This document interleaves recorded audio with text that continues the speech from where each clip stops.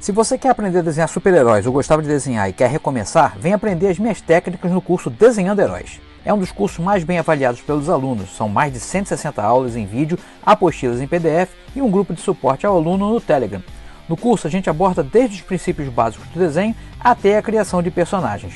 E o melhor, você paga 1 ano e assiste por 2. Além disso, tem 15 dias de garantia total, seu risco é zero. Clique no link na descrição desse vídeo e saiba mais.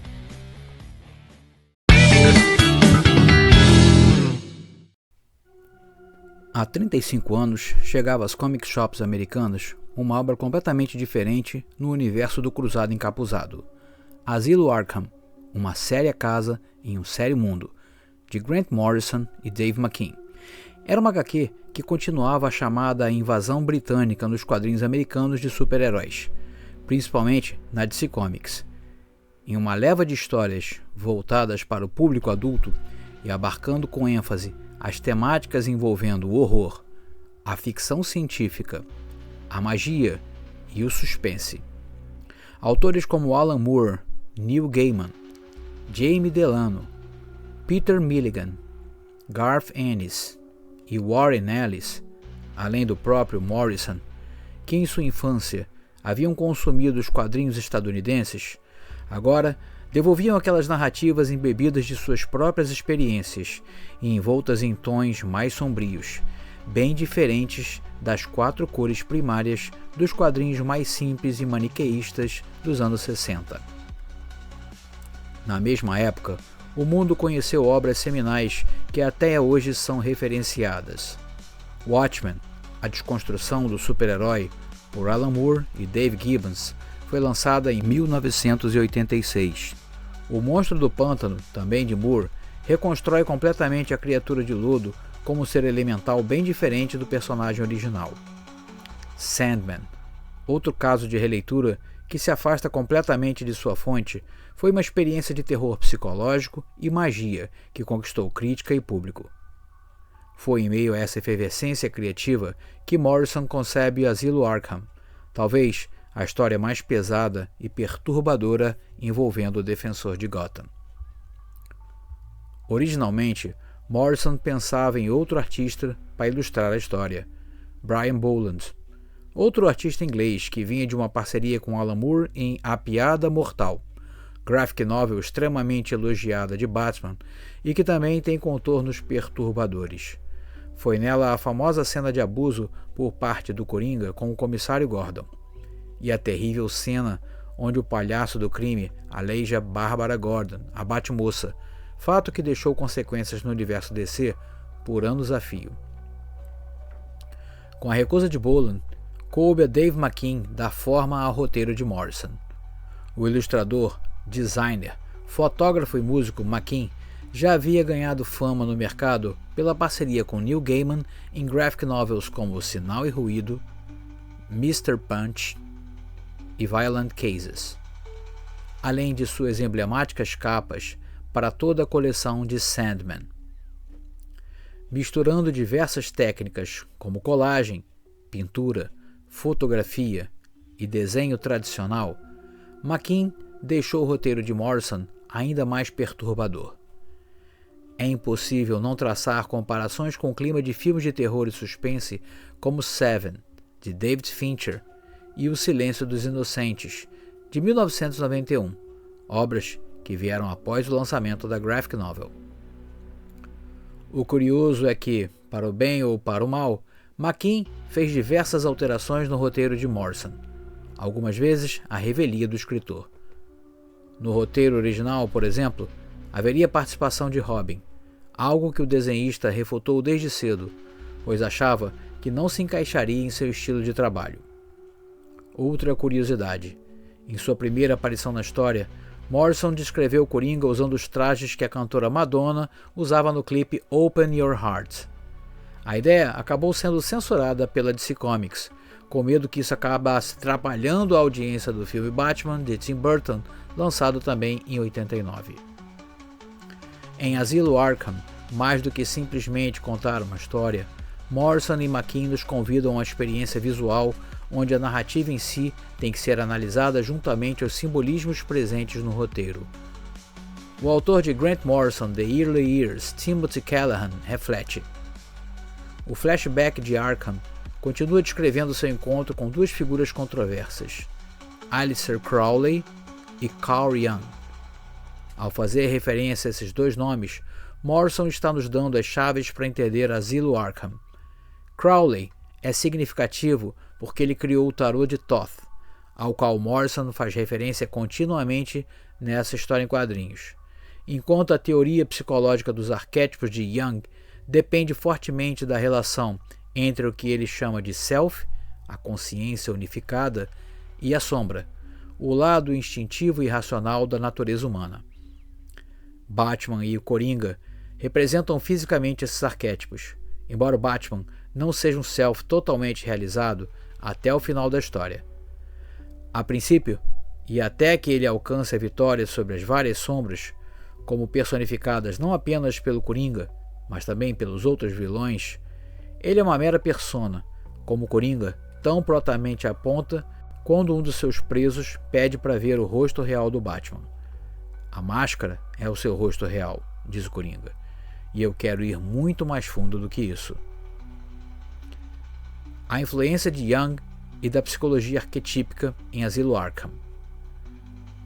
A obra de Grant Morrison e Dave McKean transcende os limites de uma simples história em quadrinhos, imergindo o leitor em um labirinto psicológico onde a realidade se mistura com o inconsciente.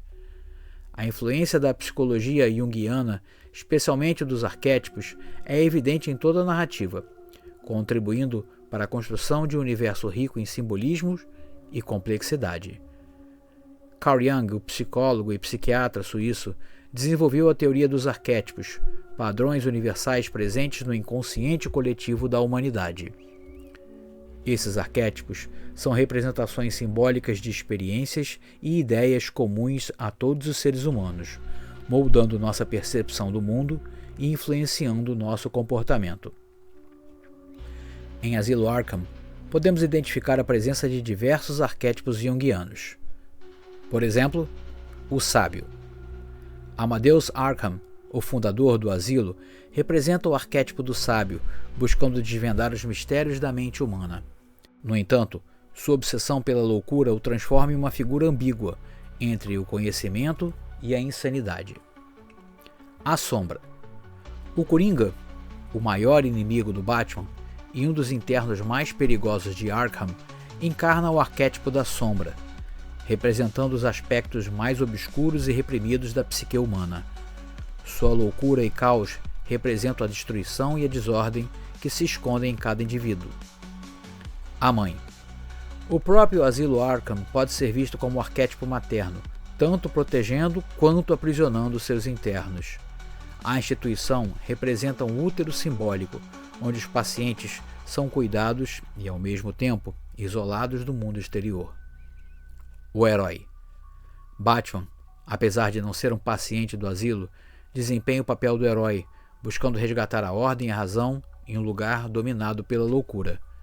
Seu confronto com os internos representa a luta interna do indivíduo contra seus próprios demônios. Morrison e McKean utilizam os arquétipos junguianos para explorar as profundezas do inconsciente coletivo.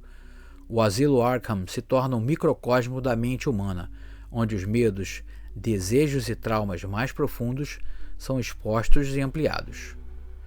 A loucura, presente em todos os personagens de Arkham, não é tratada como uma doença, mas como um estado de consciência alterado, um acesso a um nível mais profundo da realidade. A loucura representa a parte irracional e caótica da psique, que tanto atrai quanto aterroriza. A obra explora a dualidade da natureza humana, mostrando que em cada indivíduo coexistem o bem e o mal, a razão e a loucura. Os personagens de Arkham são complexos e ambíguos, desafiando as noções tradicionais de herói e vilão. Tanto Batman quanto os internos do asilo estão em busca de um significado para suas vidas. A jornada de Batman dentro do Arkham representa uma busca pela compreensão da loucura e da violência, enquanto os internos buscam uma forma de escapar de suas próprias mentes. Relembrando então a história. O Asilo Arkham começa com Batman sendo convocado ao local, após uma rebelião por parte dos internos ter tomado conta do asilo, e feito funcionários como reféns. Em meio a essa narrativa, que acontece no presente, a história nos leva constantemente ao passado e acompanhamos a fundação do asilo por parte do Dr. Amadeus Arkham. Por meio da narrativa contida em seu diário, ficamos sabendo que o próprio Dr. Arkham conviveu com a loucura desde cedo, pois sua mãe já sofria desse mal quando ele era apenas uma criança, em cenas perturbadoras retratadas por McKean, como a que envolve o menino observando sua mãe comendo escaravelhos vivos. Liderando a rebelião dos prisioneiros está o Coringa, em sua retratação mais perturbadora nos quadrinhos.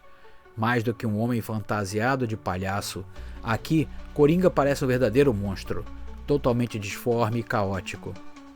Já o Batman, por sua vez, encarnando talvez o arquétipo do herói junguiano, em nenhum momento revela sua face, pois como Coringa mesmo atesta em meia história, a máscara é a sua verdadeira face.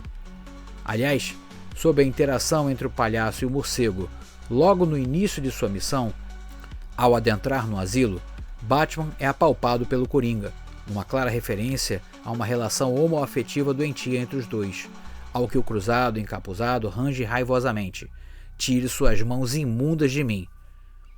Por fim, Batman não tem escolha a não ser adentrar no inferno que é o Arkham, aceitando o desafio de enfrentar os vilões que ele mesmo colocou lá. Paralelamente, vemos como a loucura foi tomando conta do próprio Dr. Arkham, pois, depois de inaugurado o asilo e tratando os pacientes sob sua supervisão, ele acaba tendo que cuidar de um assassino serial chamado Mad Dog. Em determinado momento da história, Mad Dog foge e acaba matando a esposa e a filhinha do médico. A loucura adormecida em Arkham começa a fervilhar, e meses depois, já levado de volta ao asilo, o médico eletrocuta o assassino de sua família.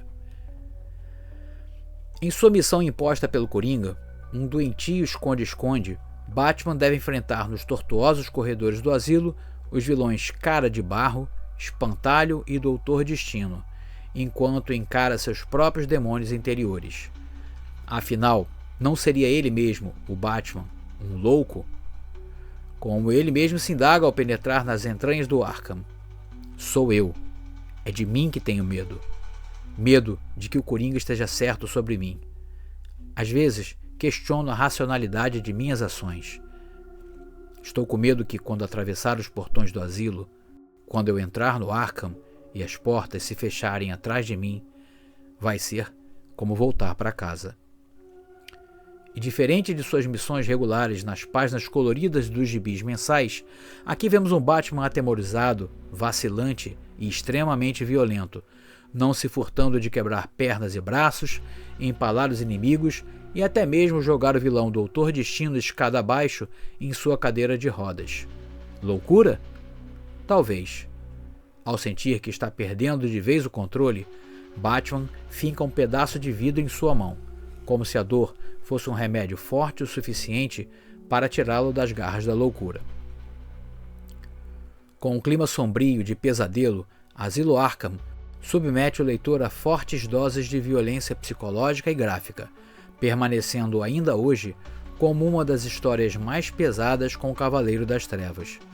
Provavelmente, cada leitor obtém uma experiência única de leitura, e possivelmente, a cada releitura, vai descobrindo novas camadas e nuances na história. Vale a pena uma nota sobre o letreiramento. No original, as letras foram feitas por Gaspar Saladino, que optou por diferenciar as vozes dos personagens principais. Os balões de fala do Batman são pretos com letras brancas. Já o Coringa fala por meio de letras vermelhas espalhadas como sangue na página sem balões. A letrista da primeira publicação brasileira, essa que você está vendo agora, feita em 1990 pela editora Abril, em uma edição luxuosa para os padrões da época, Lilian Mitsunaga conseguiu manter a mesma estética com maestria.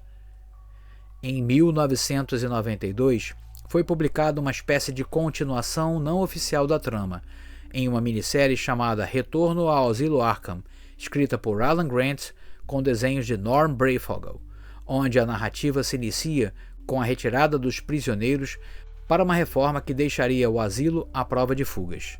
No entanto, crimes que seguem o modus operandi do Sr. Zsasz começam a ocorrer em Gotham, e Batman arma um plano junto ao comissário Gordon para ser ele mesmo levado como prisioneiro ao Arkham, para assim desvendar o mistério.